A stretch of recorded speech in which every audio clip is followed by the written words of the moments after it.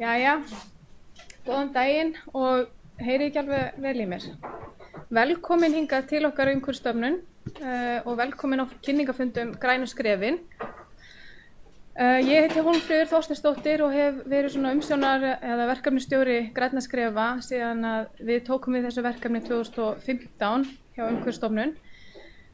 Og við í dag ætlum aðeins að fara bara yfir svona stóra samhengið, af hverju erum við að þessu, hvað þurfum við að gera, Grænu skrefin, hvernig eru það tengjast loftslagsmálum, síðan, og hún, Nicole Keller, hún ætlar að hjálpa okkur með það, Græn skref í ríkisrekstri, ég ætla síðan að fara yfir það, svona hvernig verkefnið virkar og grænt bókhald ríkisstofnana.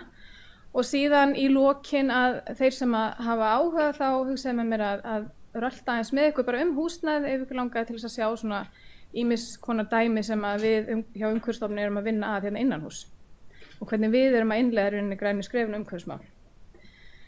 Mér langaði til að biðja þá sem eru á Skype að passa bara að mjúta sig þannig að það heyrist ekki í þeim í rauninni hingað inn á fundinn. Og ef að þeir hafi einhverja spurningar að endilega senda mér þá bara tölvupóst, þið eru öll með tölvupóstfangið og við getum það bara heyrt í síma eða tölvupósti eftir á. Þá ætla ég bara að bjóða henni Nicole Keller og hún kannski segir bara líka frá aðeins hvað það sem hún gerir hérna í Umhverfisstofnun og hún ætlar aðeins að fara yfir skuldbindingar okkar gagnvart losun Íslands. Gjörðu svo vel. Takk. Góðan daginn. Ég heiti Nicole og ég í teymi sem sér að meta árleg losun Íslands. Við erum reyndar með 2 bókhöld. Ég meina það ekki viss hvað þetta orð til, en allavega. Þetta við erum að meta losun gróðurhúsalofttegunda. Sem sagt þessi þessu lofttegundir sem hafa áhrif á hlýnun jarðar og þornun hafsins og eru sem sagt svona hnattrænt vandamál. Og svo erum við líka með bókhald sem skoðar loftmengunarefnin sem hafa þá áhrif á heilsu fólks og umhverfis og sem mun meira svona staðbundin vandamál. Og við erum að reikna þessi losun og erum að skila skýrslur og gögnin til ISB og til svona alþjóðlegar stofnanir sem eru að fylgjast eftir hvernig löndin eru að standa sig. En ætlum ég aðallega að tala losun gróðurhúsalofttegunda og á skjánum getur þið séð hvernig losunin hefur þróast síðan 1990 til 2016 sem síðasta árið sem við vorum að meta. Og þetta sem sagt heildarlosun Íslands og þið getur séð að hún hefur aukist talsvert síðan 1990. Nú losunin skipt í tvennt og þetta sem sagt þessi bláu súlur og þessi græna súlur. Bláa súlurnar losunin sem undir það sem við kallum viðskiptakerfi ISB með losunarheimildir. Þetta sem sagt allt stóriðjan sem þarna inni, álverin og Elkem og svona framvegis. Og þessi fyrirtæki eru með svona sérkerfi, sér-evrópuskerfi sem með sérmarkmið, sérskuldbindingar. Fyrirtæki getur svo keypt og selt losunarheimildir, þurfa að gera upp á hverjum ári og það mjög mikið fylgst eftir. En stjórnvöld hafa engin beint áhrif á þessari losun. Þetta bara fyrirtækin sem eru að sjá þetta. En svo eru þessi græna súlur og það losun landsins án stóriðjan. Þetta eru samgöngur og landbúnaður og úrgangur og allt svona sem við sem stofnanir og einstaklingar getur haft áhrif á. Og þegar við erum að tala skuldbindingar Íslands, gagnvart til dæmis Kyoto eða Parísarsáttmálinn, þar erum við að tala þessi græna súlur. Af því það það sem stjórnvöld og við getum haft áhrif á. Og eins og lítur það ekki mjög vel út fyrir skuldbindingar Íslands á öðru tímabilinu Kyoto-bókunarinnar sem lýkur árið 2020 og við verðum að gera mun betra fyrir næsta skuldbindingartíma og þetta markmið Parísar samkomulagsins og þetta við verðum að draga úr 40% miðað við 2005 og þessi súla þarna lengst til hægri, þessi appelsínugula súlan, við þurfum að fara þangað. Og það talsvert mikið sem við þurfum að draga úr losun. En það bara spurningin hvernig getum við gert það. Svona til að setja það í samhengi, svona munurinn á milli það sem við erum núna og þar sem við þurfum að fara, það tæplega heildarlosun frá vegasamganga pluss helmingurinn af losun fiskiskipa og pluss smá meira. Þannig að það talsvert mikið sem við þurfum að draga úr. Þannig að við þurfum öll að gera okkar. Við viljum nú aðeins að skoða hvernig losunin skiptist á milli mismunandi geira í 2016. Og þessi flokkar, orka, iðnaðarferlar, landbúnaður og orkugangur, þessi flokkar eru samkvæmt leiðbeiningar sem við þurfum að fylgja gagnvart rammasamningsins Sameinuðu þjóðanna loftslagsbreytingar. Það sem heitir þarna orka, það allt sem snýst bruna jarðeldsneyti og orkuframleiðslu. En við ætlum að bara skoða hvert og eitt af þessum 4 sektorum aðeins betra. Hérna til hægri, þá getum við séð hvernig þessi orkusektor skiptist. Og til hægri getum við séð að vegasamgöngur eru tæplega 30% af losun Íslands. Og þar eitthvað sem græna skrefin geta haft áhrif á með samgöngusamningar. Og það mjög mikilvægt að við í fyrirtækjunum og líka sem einstaklingar bara passum okkur að hvernig við erum að ferðast og fara í vinnuna og koma svo heima. Þannig að það mjög stórt tækifæri þar. Svo eru fiskiskipin tæplega 18% fyrir ekki. Og svo jarðvarmavirkjanir, tæplega 5% og svo hitt og þetta svona nokkrar prosent.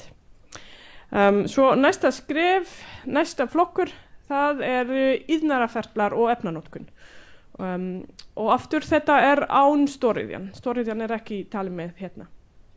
Og stærsta hluti þar eitthvað sem kallað FGUS. FGUS eru flúor sambönd sem eru helst notuð í kælimiðlum og til dæmis þegar kannski við erum að hugsa hvernig gögnin okkar eru geymt að svona stórum tölvur og svona sem þurfa að vera kæld niður. Það eru ýmsir kælimiðlum og sumir eru með frekar lágan hlýnunarmáttur en sumir eru með mjög háan, svona tæplega 40.000 meira en koldíoxíð til dæmis. Þannig að það alveg gott tækifæri til að skoða aðeins hvers konar kælitæki notað. Svo hérna gráasúlurnar, þetta landbúnaðurinn, þar mesta losunin frá allt sem tengist dýr og meðhöndlun húsdýraáburðar og íþrakjarjun eru svona stærsta flokkarnar þar. Kannski hugsanlega gott að hugsa hvort við viljum virkilega borða svona mikið kjöt eða kannski aðeins fara að minnka það. Og svo seinasta flokkur úrgangur og þar getur þið séð að í þann flokk urðun, rusl stærsta flokkurinn þar. Þannig að vera mjög dugleg að flokka ruslið og að passa sig að eins lítil og hægt færi til urðunar mun hafa verulegan áhrif á þessu. Þannig að það bara alls konar tækifæri í grænskref verkefnin sem hefur beint áhrif á losunum og það kannski sem ég langar líka aðeins að beita við svona í lok oftast þegar við erum að minnka losun gróðurhúsalofttegundir erum við líka að minnka losun loftmengunarefni.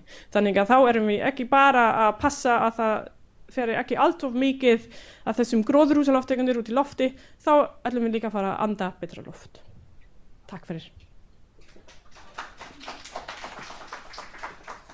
Takk kærlega, Nicole.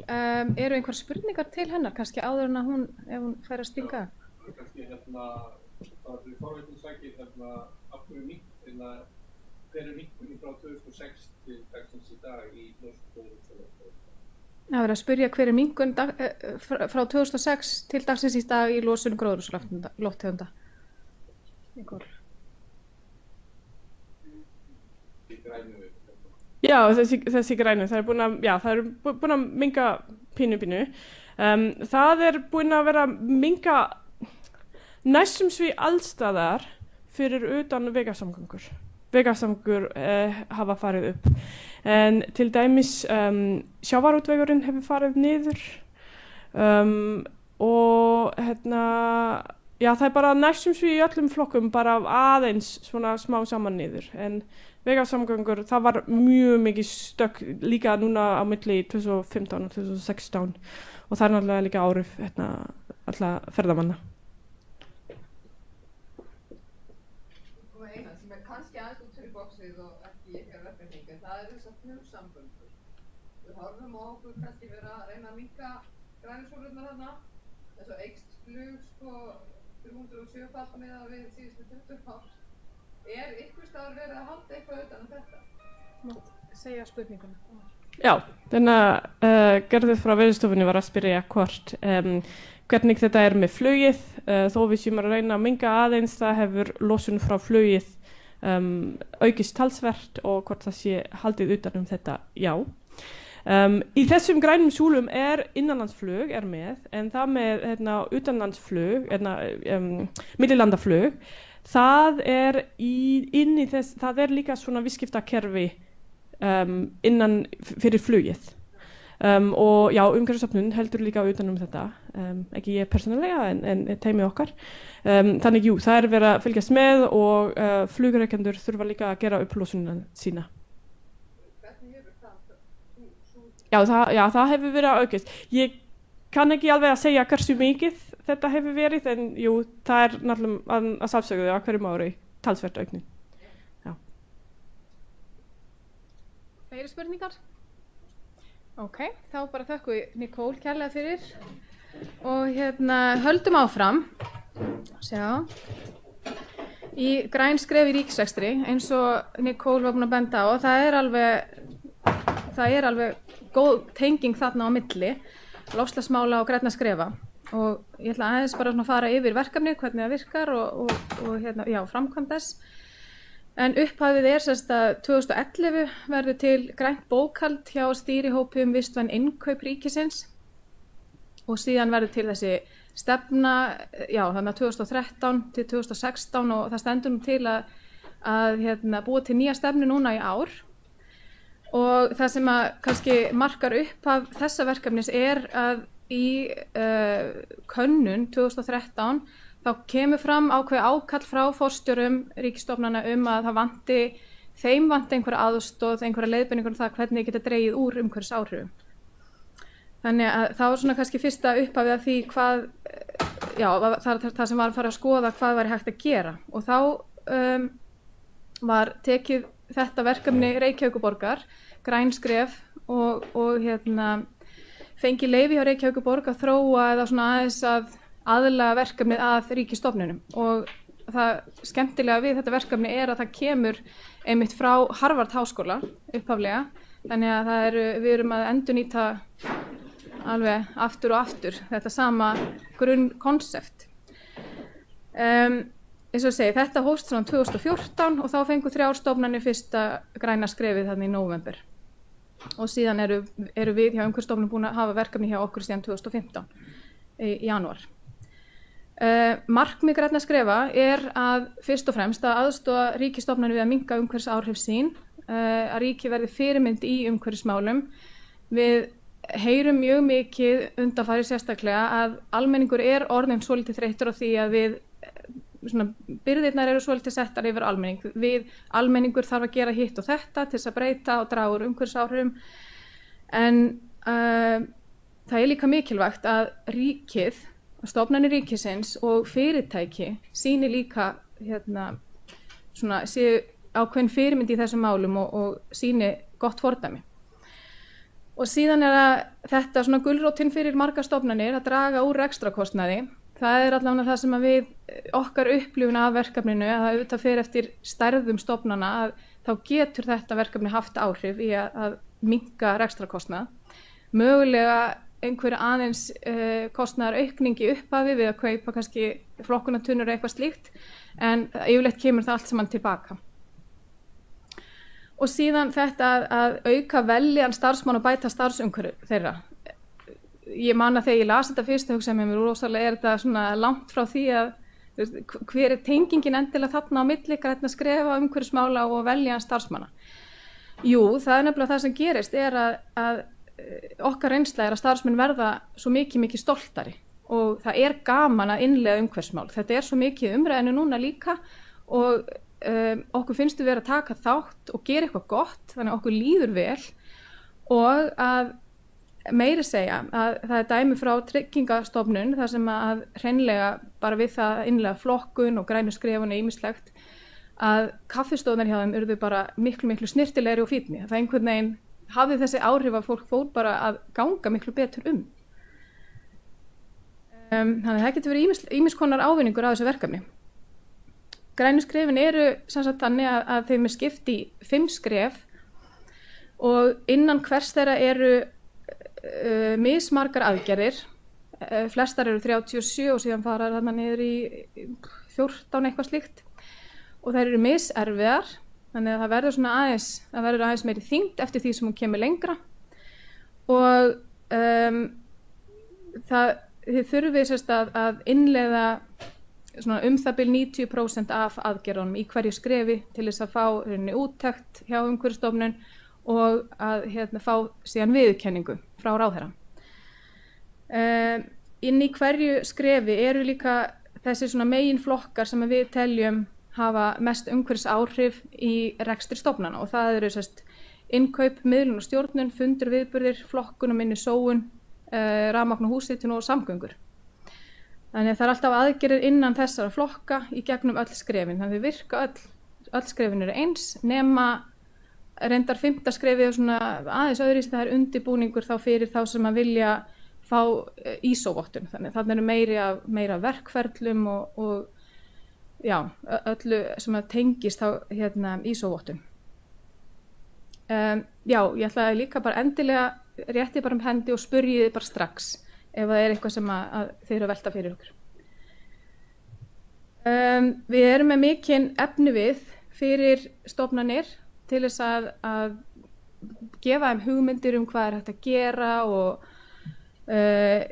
já, alls konar leiðbeiningar og upplýsingar og ég ætlaði bara rétt að opna að þetta er vefurinn okkar og við erum með fréttir þar sem við erum að upplýsa bara hverjir eru komnir inn í verkefnið, hvaða mál eru í brennidepli, upplýsingar, leiðbeiningar, alls konar upplýsingar sem að geta hjálpað ykkur. Síðan erum við lista yfir þáttakendur og hversu langt þeir eru komnir í skrefunum og það er þið sjáið vínbúðirnar allar, það eru alveg að klára. Skráning í verkefnið er bara mjög einfalt og eins og ég segi það er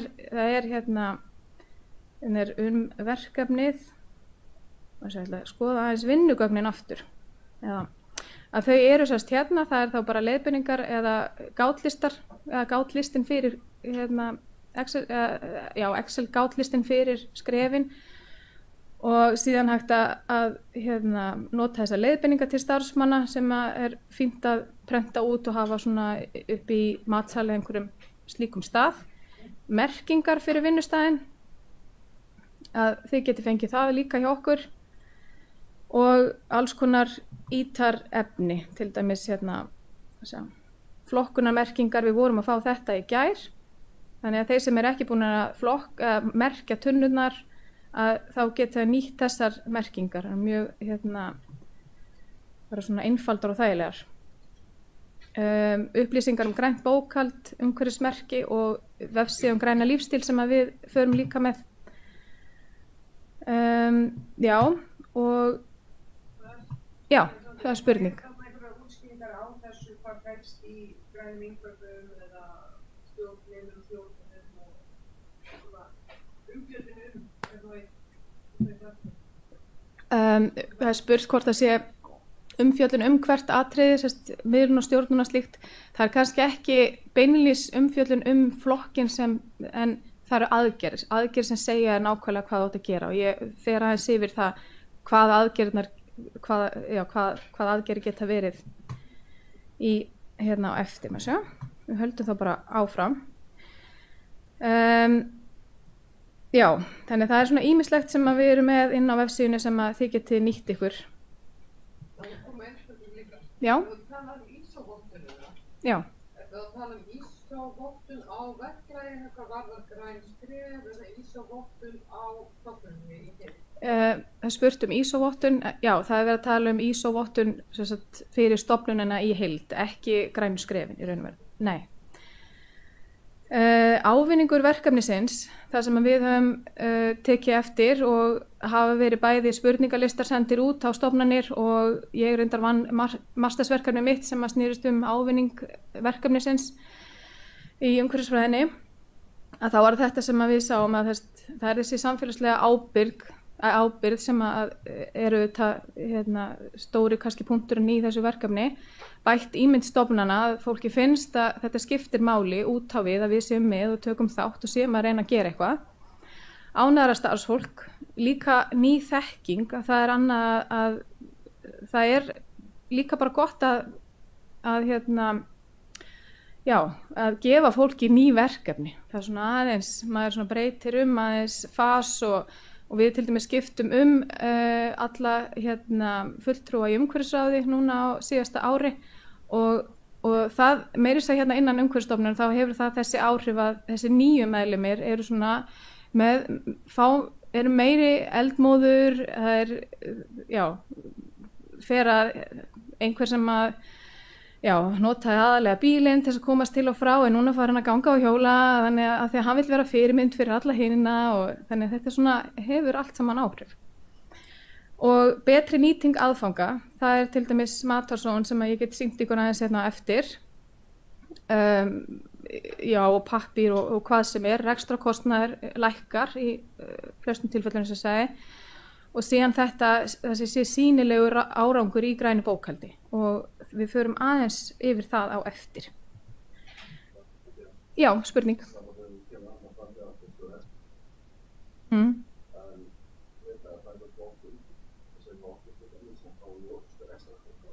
Já.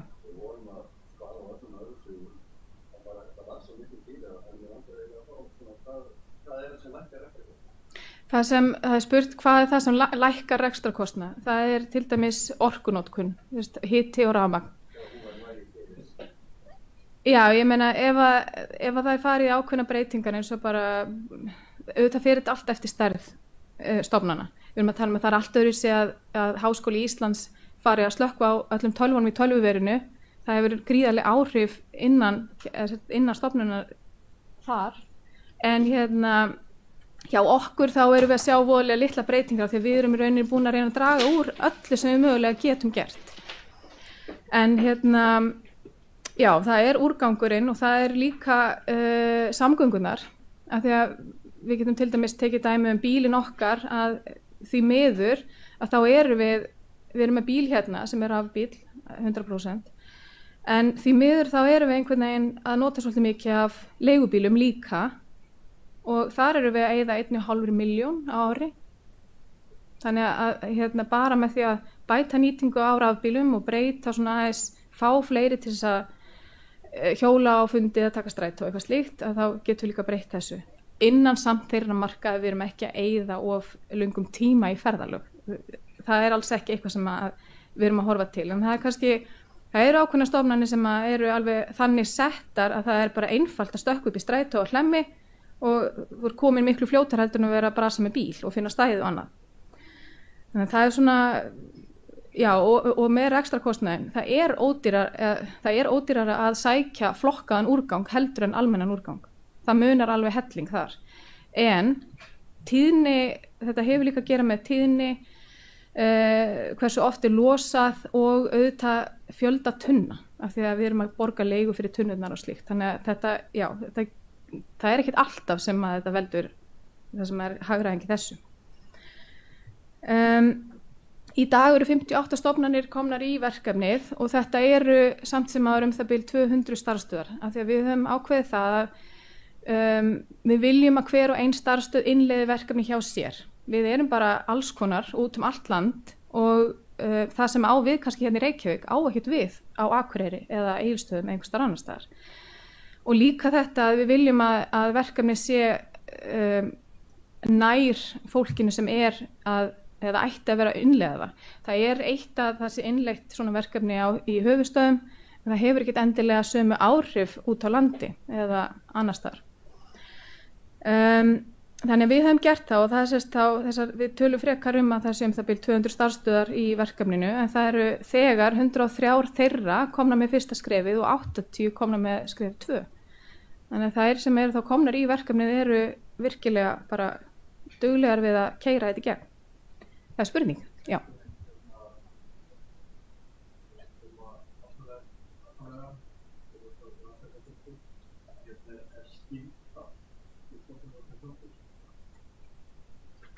Það er spurt hvort það sé skylda fyrir stofnanir að taka þátt í verkefninu. Nei, það er það ekki.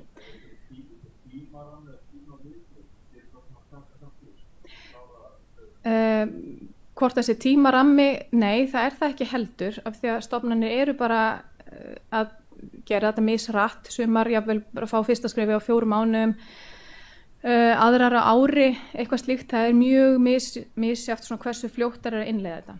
En ég ætla samt að það er, ég hugsa samt svona miðað hvernig hver umræðan er og svoleiðis að þá verður lagt miklu meiri áhersla á að stofnanir fari í verkefnið og klári allavega 1 eða 2 skref að því. Hérna eru þá aðgerðirnar sem eru inn í skrefunum. Þetta er bara hluti af þeim, af því að maður verður svo þreyttur að lesa þær allar, við ætlum ekki að fara að gera það. Þannig að það sem varðar rafmagn og húshitun, að þá þetta geta verið mjög einfaldar aðgerðir, eins og bara stilla tækin þannig að þau sofni eða sé ekki með dansandi myndir á skjánum og eitthvað svona. Í líka bara aðeins flóknari hluti, eins og að greina orkunotkun í bókhaldi og fara kannski í aðgerðir við að draga úr og slíkt, fækka tækjónum. Þannig það eru svona alls konar hluti sem tengjast þessu og auðvitað misjafnt eftir því hver við erum svo mismunandi stofnanirnar. Þannig það er alveg misjafnt hversu mikið stofnanir geta gert í þessum hluta. Hérna erum við með flokkun og minni sóun. Þá er það fyrst og fremst auðvitað að það sé til staðar flokkun og allir viti hvernig að flokka. Það er bara þannig að við erum ekkert alltaf með 100% flokkun. Og það þarf alltaf að vera að minna á og það eru starfsmannabreytingar og það þarf alltaf svona aðeins að ýta við og síðan er auðvitað þetta að draga bara almennt úr úrgangsmagni, að við séum ekki að henda eins miklu. Það er kannski það sem er mikilvægast.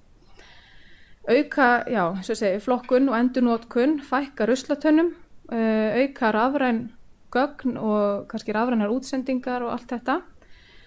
Þannig að það eru ýmiss konar aðgerðir sem að tengjast flokkun og minni sóun og við erum aðeins að uppfæra aðgerðirnar og það muni koma svona aðeins meira íþyngjandi aðgerðir þarna eins og að gera kröfu að stofnanir flokki 60% af úrganginum sínum, síðan í næsta skrefi kannski 70%. Og það er í alvöru, það er bara ekkert mál. Við förum aðeins yfir það eftir. Fundir og viðburðir, þetta er kannski, það getur verið svona ákveðið svona flækjustig þarna eða stofnunin finnst þetta kannski pínu erfitt stundum. Við erum með gátlista fyrir umhverfisvænni viðburði, bara leiðbeiningar það hvað á að gera. Við erum að tala margnóta bolla og ekki sykur og annað í smá umbúðum og tannstönglarnir í plasti og allt þetta. En líka að þegar við erum að halda fundi og við erum að bjóða fólki til okkar, að við séum líka að senda út þessi skilaboð, að við séum að vinna í umhverfismálum og við viljum að þeir taki þáttakendur.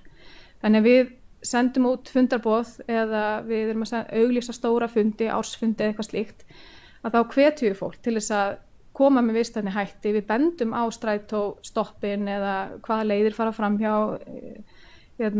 staðnum þar sem viðburðurinn er haldinn, segjum þeim að eins og við erum alltaf með ársfundin okkar á Grand Hotel, en það er af því að það er bara eini svansvotta svona viðburðar staðurinn, og reyndar Nauthóll, en hann tekur ekki svona stóra fundi. Þannig að við erum að velja líka staði sem eru umhverfisvottaðir eða eru allavega svona með, þannig að þeirra sýn, við sem að velja aðilega sem eru með þar sem þeirra sýn er umhverfisvænni rekstur.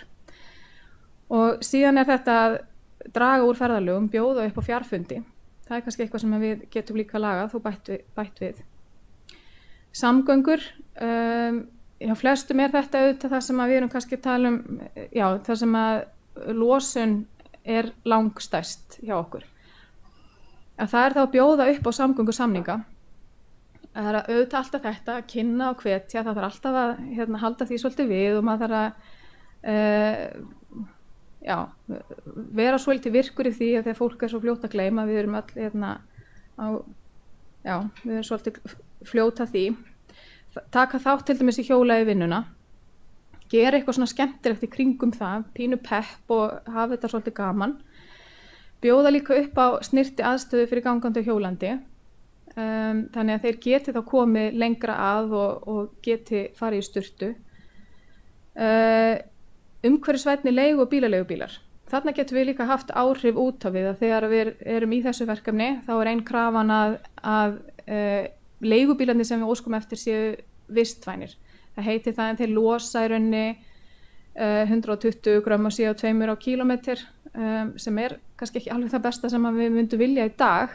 En þetta er samt ákveðin þrýstingur sem við erum að leggja á okkur þjónustu aðila, að við viljum bara þessa bíla.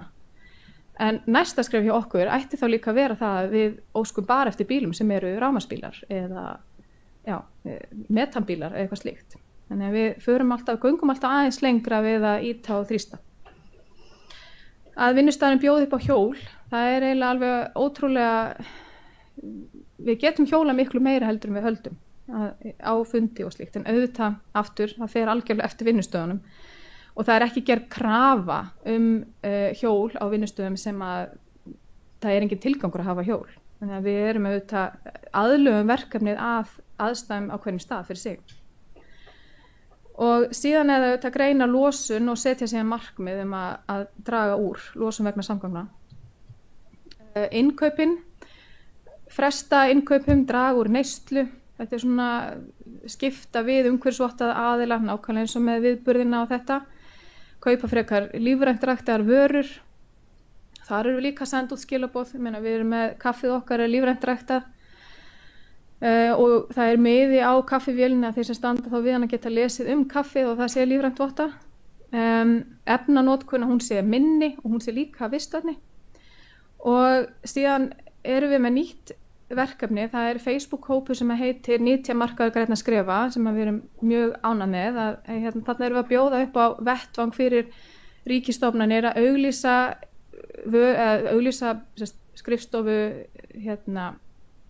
notuð húsgögn og tæki sem eru samt í lagi, og aðrir almenningur eða fyrirtæki geta þá keypt eða bara fengið ókeypis, og að stofnanir getur líka óskað eftir á einhver skrifborð eða eitthvað slíkt. Það er ótrúlegt magn af notuðum húsgögnum út allt hjá okkur og það er svona það sem að maður hefur líka tekið eftir í verkefninu þegar maður fer í heimsóknir að bara Þjóðminjasafninu þá voru þau með ljósritunavél sem þau þurfti að skipta út og hún var að spyrja mig mitt hvað hún ætti að gera við hana og ég segi athugaðu hvort að einhver geti notað hana og þá allt í einu já auðvitað öll minjasöfnin út á landi þó að það sé ekki ríkisstofnanir að þá getur vel verið að þau eru guðslifandi fegin að fá ljósritunavél sem virkar og þurfu ekki að borga fyrir hana.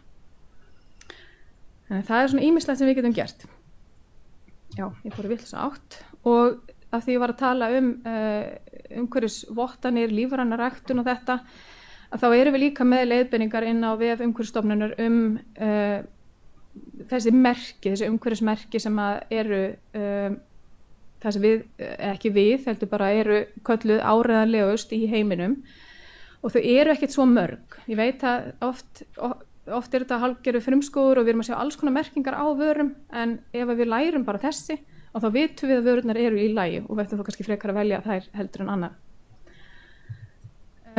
Miðlunarstjórnun, það er þetta að gera grænt bókhald og setja sér markmið, umhverfisstefnu, hafa einhverju sem eru innleiða umhverfismálin, fræðslu og hvatning og annar punktur sem er kannski frekar nýr, að það er umhverfisvænni framkvæmdir og viðhald á húsum. Það er umhverfisvottuð málning hægt að fá, meira að segja íslensk málning að koma á markað núna í haust sem er umhverfisvottuð og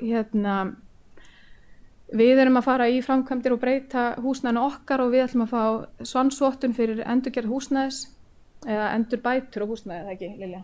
Ég segi rétt þannig, endurbætur. Þannig að það er svona ýmislegt sem hægt er að gera í þeim hluta.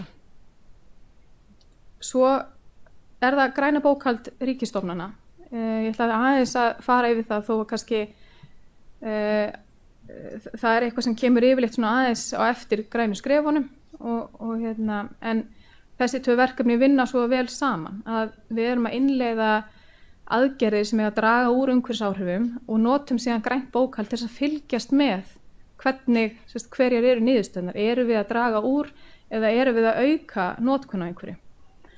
Þannig að þetta eru þessi þættir, alveg eins og í grænu skrefunum, sem hafa hvað mest umhverfisáhrif í skrifstofurekstri hjá okkur.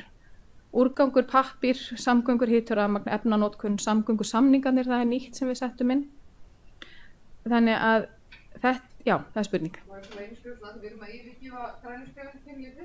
Langaði að spyrja eitt varðandi þessi skref, að þá eru atriði sem að við eigum að fara eftir og reyna að innleiða. Hvernig er tekið á mat á því þegar eru undantekningar á að maður geti ekki uppfyllt skilyrði? Við erum að segja eins og á Veðurstofunni, þar erum við með bíla sem verða ekki umhverfisvænir, sem verða alltaf að negla búin, að þeir eru bara að fara í þannig aðstæður.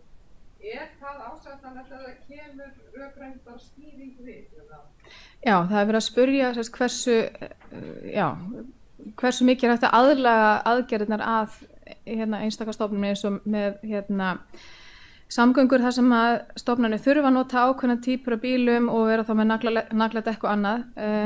Já, það er auðvitað tekið tillit til þess. Vegagerðin er hjá okkur í verkefninu og það er ekkert það sem þau eru að keyra út um allt land í alls konar aðstæðum. Það er ekkert hægt að ætlast til þess að þeir séu á bílum eins og einhverju smábílum sem væri hérna á höfuðborgarsvæðinu.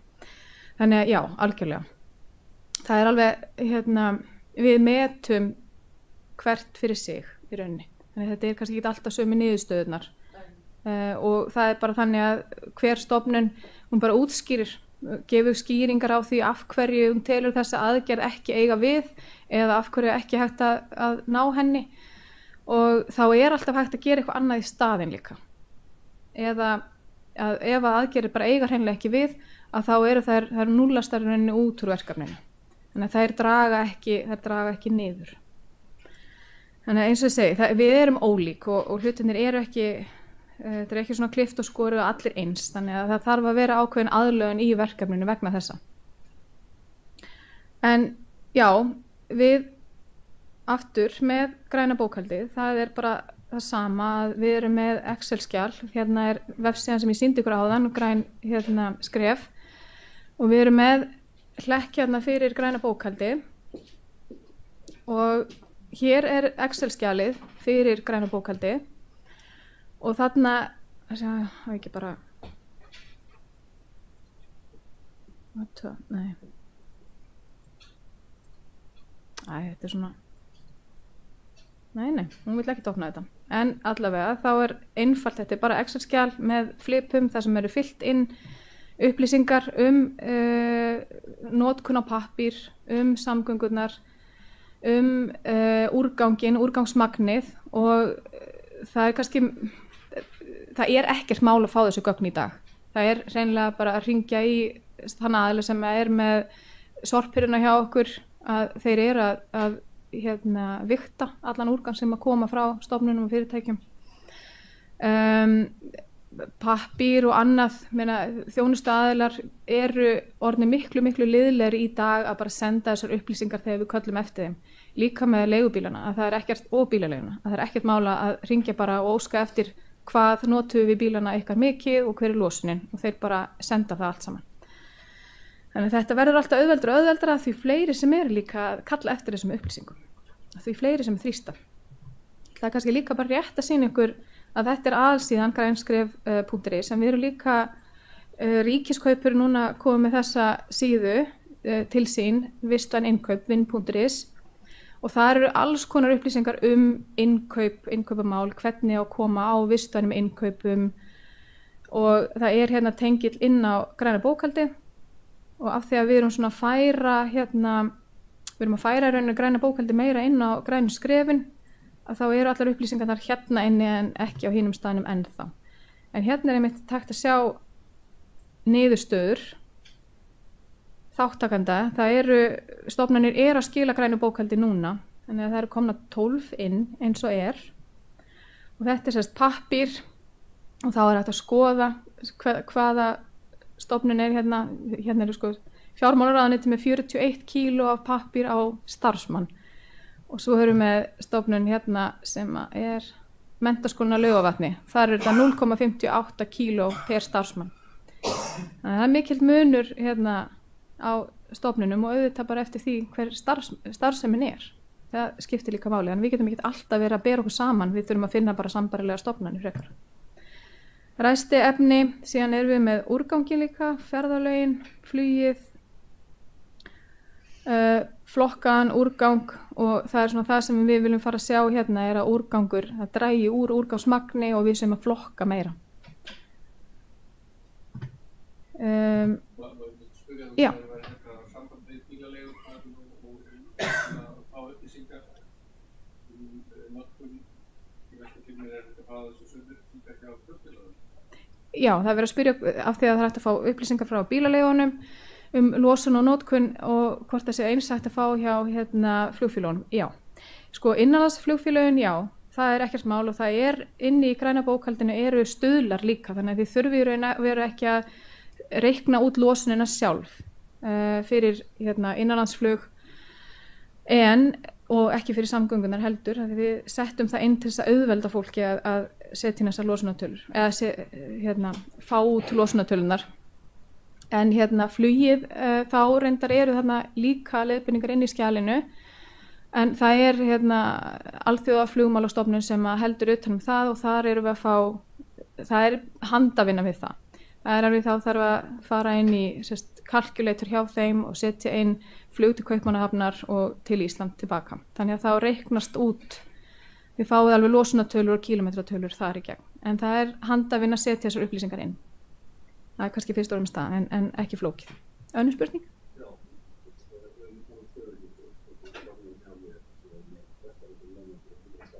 Já.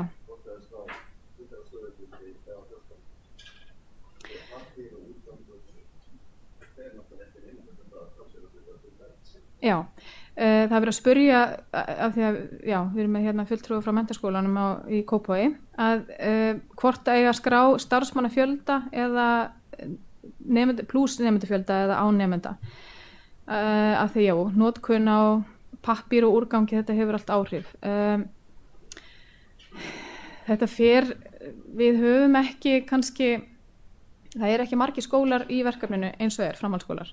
Og við höfum ekki gefið út þannig leiðbeiningar af eða á. Þeir sem hafa verið í því núna eru að skoða starfsmannafjölda og horfa eingöngu út frá því, en þannig að magnið samt sem áður, pappírsmagn og úrgangsmagn, það skiptist á starfsmennina, ekki nemenduna. Þetta er kannski hugsað svona, já, starfsemi stofnunarinnar sjálfrar. En auðvitað hefur þetta áhrif, og þetta er auðvitað skólar og stofnanir geta, þetta er bara verkfæri. Þið getið sett þetta upp nákvæmlega eins og þið viljið. Þannig þið getur valið það að hafa þá bara allan fjöldan í skólan og það sé bara per mann þar. Það ekkert mál. Þá höldum við aðeins áfram. Já, það eru það bil 10 mínútur eftir, þannig það fínt. Mér langaði svona aðeins til að gefa ykkur hugmyndum hvað við gætum verið að sjá úr græna bókhaldinu. Hvaða niðurstöður. Þær eru auðvitað, eins og ég margbúin að segja, stofnanir eru mismunandi og við erum að ná fram mismunandi mikilli hagræðingu og mismiklum breytingum og það er misjafnt hversu langt við getum gengið, en við getum öll gert eitthvað. Við erum til dæmis við viljum horfa á endurvinnslu hlutfallið, við viljum reyna að draga úr úrgangi, við viljum auka flokkun eins mikið hægt er. Og enn sem komið þá eru þær stofnanir sem eru að skila inn grænu bókhaldi, þær eru svona það bil að flokka 50–60% af úrganginu sínum. Það er svona miðgildi í því. En það er ekkert mál að fara mikið herra. ÁTVR er með 92% flokkun og það eru allar vínbúðarnar undir. Auðvitað er þetta einfaldari úrgangur, þetta er pappírinn og plastið að miklu leyti, en þau eru samt að gera þetta og þau eru að vinna mjög vel og mikla vinnu í þessu og mikill metnaður í að ná eins langt að geta með flokkunina. Við hjá Umhverfisstofnun höfum farið upp í 92% en duttum niður í 88 í fyrra, þess 2017. Náttúrufræðistofnun er að flokka 75% af úrganginu sínum, sem er mjög góður árangur. Og það eru örfáar fleiri stofnanir sem eru að ná svona góðum árangri, en þetta er alveg hægt. Í almenna sorpinu okkar það á eiginlega ekki vera neittar. Og við erum mjög mikið þannig starfsmenn í Umhverfisstofnun að við erum að tína upp úr ruslinu. Hver gerði þetta? Við skömmumst aðeins í hvort öðru alveg á fullu. Það er líka bara gaman. Pappírsnotkun til dæmis, við erum með Mannvirkjastofnun var að skila inn og það er 4 kílóum minni útprentun á milli ára hjá þeim 2016–17 og það er per starfsmenni, það eru fáir, 27 mann sem er þar, en svo erum við með Isavia sem að dregur úr 1 kíló af pappír og það er per starfsmann sem eru 1000 manns. Þarna við erum auðvitað með mismunandi tölur en þetta geta verið gríðarlegar bæði fjárhæðir og magn úrgangs.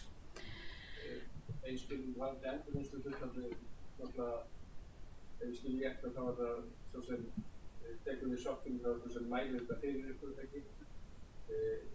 Nú áfram bara ekki alls það við, eins og ég er frá geislaverkinu 10 starfsmenn, það er bara ekki praktískt fyrir okkur að vera mæli þetta henni.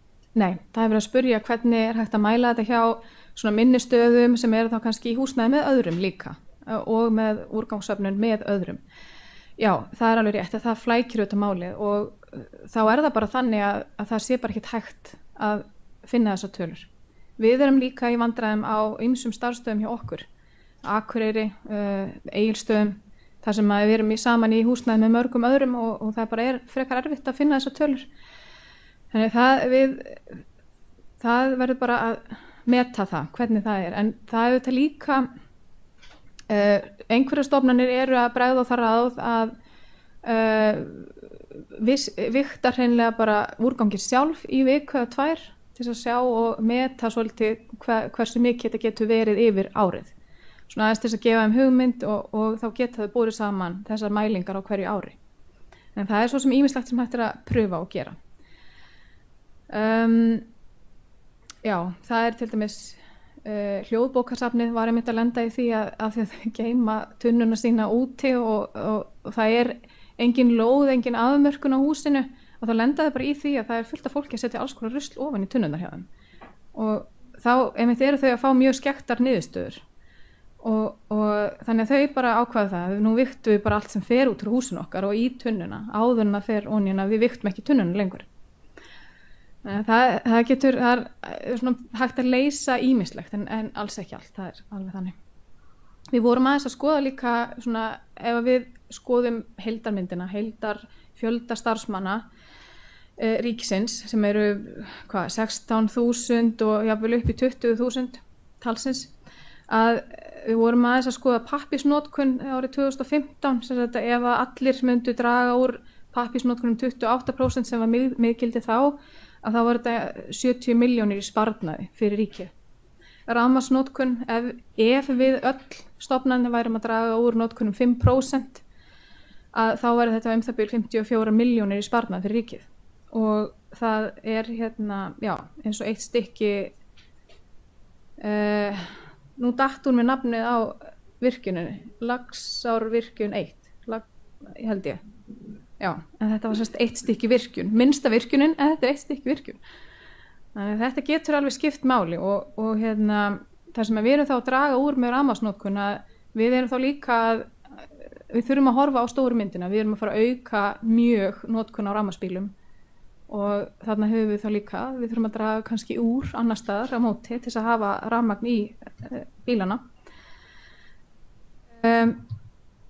Ég bara svona til þess aðeins að tengja þetta allt saman, það sem að Nicole var að tala um í upphafi, að við höfum skuldbundi okkur til þess að draga úr losun gróðurhúsalofttegunda og það reyndar verið að semja þessa prósentutölu, hversu mikið að verður, en það mjög líklegt að Ísland þurfi að draga úr 40%. Og að í stjórnarsáttmála þá kemur fram að ríkisstjórnin ætlar eða stefnir að, við skulum segja þannig, stefnir að kolefnishlutlausu Íslandi árið 2040. Við erum að tala um það að við þurfum að draga úr losun 40% 2030 og síðan ætlum við að vera kolefnishlutlauss 10 árum seinna. Þannig að það alveg ljóst að áskoranir eru margar í þessu og við þurfum að taka okkur mjög verulega á og gera það núna strax. Það eru bara rétt tæp 12 ár í þetta. 2030 bara handa við hornið. Þannig að tíminn svo fljótur að líða og við það sem máli, eins og hún Nicole kom inn á, við höfum öll áhrif og þessi 40% sem við erum að tala um, að þetta okkar losun. Við verðum að draga úr henni, það engin annar að fara að gera það fyrir okkur. Þannig að þetta okkar ábyrgð og við verðum öll að gera eitthvað. Við getum kannski ekki öll gert allt, en við verðum allavega að reyna eins og við getum. Ég ætlaði bara að, ef það engar spurningar, þá ætlaði ég bara að ljúka þessari kynningu núna, en ég ætlaði að bjóða ykkur upp á að vera bara aðeins lengur og svona aðeins að skoðum matarsónuverkefni hjá okkur og svona plastverkefni og eitthvað svona ef þið hafi áhuga á því í smá tíma. Engar spurningar. Og ég ætla bara, þið eru með tölvupóstfangi mitt, endilega, þetta mín vinna og þið greiðið ekkert fyrir þetta frítt fyrir stofnanir, það umhverfisráðuneyti sem borgar fyrir þetta verkefni, þannig endilega notið okkur hringið, sendið tölvupóst, spurðið bara hvað sem við erum fyrir ykkur. En endilega, takk fyrir kærlega.